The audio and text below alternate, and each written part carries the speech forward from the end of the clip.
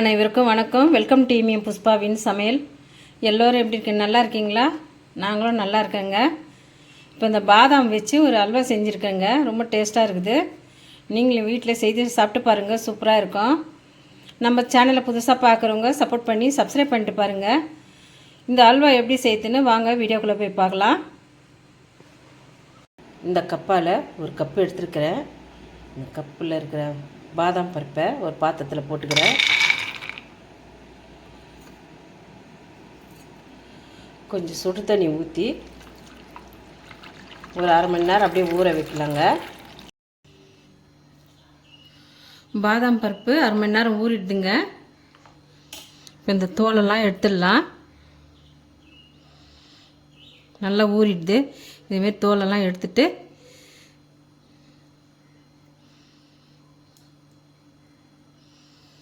Mixie ஜாரில் போட்டு நைஸாக அரைச்சிக்கலாம். பாதாம் தோலெல்லாம் எடுத்தாச்சு. மிக்ஸி ஜாரில் போட்டுக்கிறேங்க.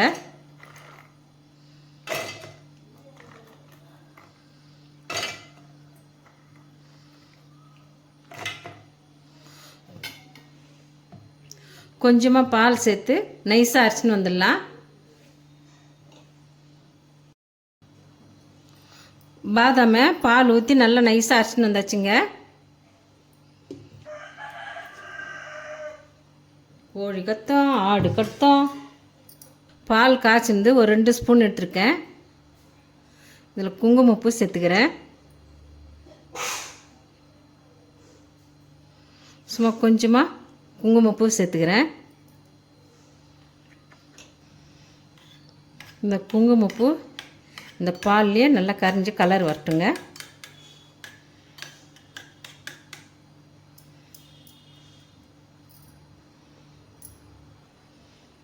இந்தமாரி ஒரு சின்ன கடாய் வச்சுக்கலாங்க.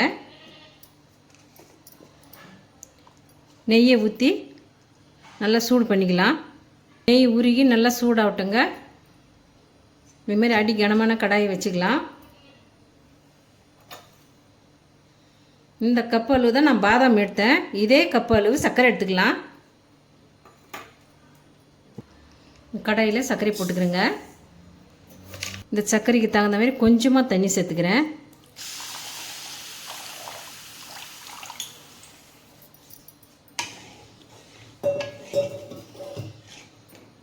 இந்த சர்க்கரை கரைஞ்சி அரை கம்பி பதம் வந்தால் போதுங்க.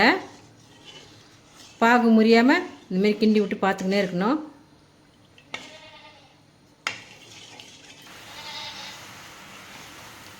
பாகு அரை கம்பி பதம் வந்துடுதுங்க.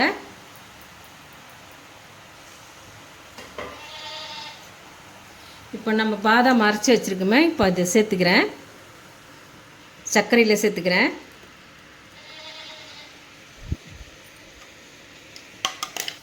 கைவிடாமல் இதுமாதிரி நல்லா கிண்டி விட்டுக்கினே இருக்கணும். அடி பிடிக்காமல் கிண்டுங்க.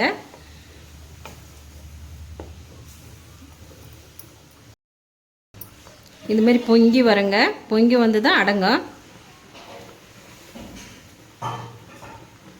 இந்த சைடெல்லாம் இதேமாரி கரண்டியாலேயே எடுத்து விட்டுடலாம்.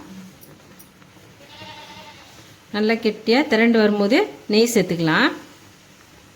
சர்க்கரை பாகில் இந்த பாதாம் அரைச்சது நல்லா வெந்துடுதுங்க. இப்போ குங்குமம் கலந்து வச்சுருக்கோம். இந்த பாலை சேர்த்துக்கிறேன். பாதாம் நல்லா திக்காக வந்துடுதுங்க. இப்போ நம்ம காசி வச்சுருக்கிற நெய்யை கொஞ்சம் கொஞ்சமாக சேர்த்துக்கலாம்.